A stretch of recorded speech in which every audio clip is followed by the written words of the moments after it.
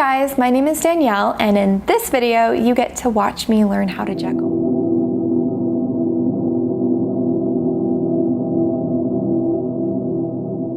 I really thought this experience was going to be pretty short and easy.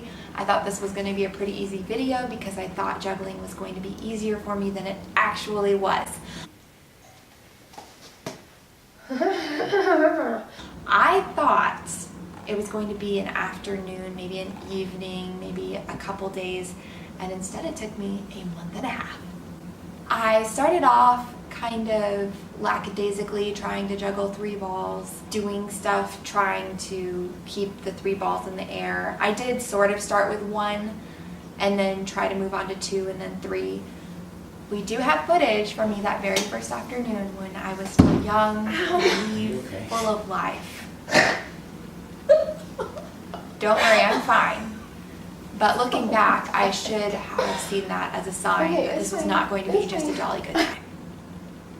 After that initial afternoon where I spent at least an hour, which doesn't sound like a long time, but it felt like a long time, and I was just chasing after the balls. But after that first afternoon, I decided to take a more systematic approach.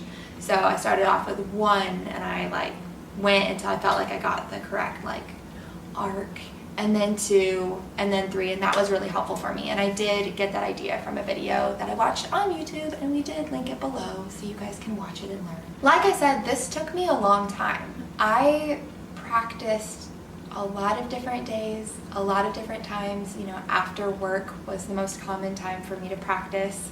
And the first several days of practicing, it just felt like every time I started, I was starting from square one. And that was really, really frustrating for me.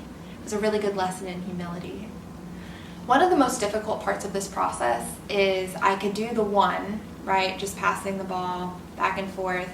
And I could kind of do the second ball, and I sort of got what that looked like. But adding that 3rd ball was so difficult. It was literally like I had a wall in my brain that I could not knock down. I could feel my brain sort of cracking and trying to figure out how do I actually keep all 3 of these up? And it took me a long time to cross that barrier where it was just everything all of a sudden clicked and I was able to keep all 3 up together.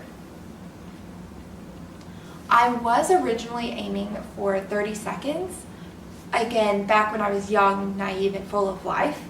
I never quite achieved 30 seconds, but I got to the point where I could pretty confidently keep the balls up in the air for a good while. So I feel really good about it, and I definitely crossed that barrier where I think what I do counts as juggling. So I think I'm really proud of that.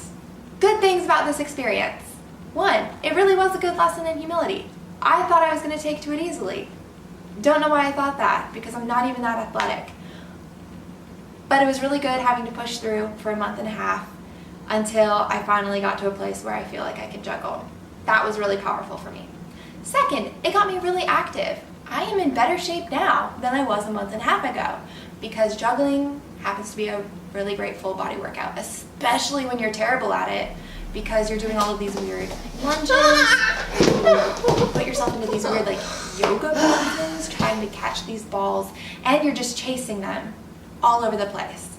Every time I practiced, my step count was off the chain. Another really good part of this process for me personally was doing something where I felt like I had to face my fear of failure. I really did dread practice times because I kept having that thought, I'm never going to get this. I'm just too dumb to know how to do this. I'm not athletic enough. I can't do it. Which sounds really silly because it's just juggling, but it was a pretty big deal for me. Yes, I would recommend, if you want to learn how to juggle, to go ahead and go for it. There are kind of 2 options. 1, you're just naturally great at it and you get to find that out about yourself, and that's wonderful. It's a great boost to the self-esteem. That's not my life. And there may be a little tiny bit of bitterness in my heart if that's you. Just kidding, I've dealt with that. But really, that's great. 2nd option, you're not naturally good at it. And that's great too, because you get to face your fear of failure and you get to work at something and work hard at it until you pick it up, which I think is beneficial too. Maybe even more beneficial. Thank you so much for watching. As always, please like and subscribe, and we will see you next time.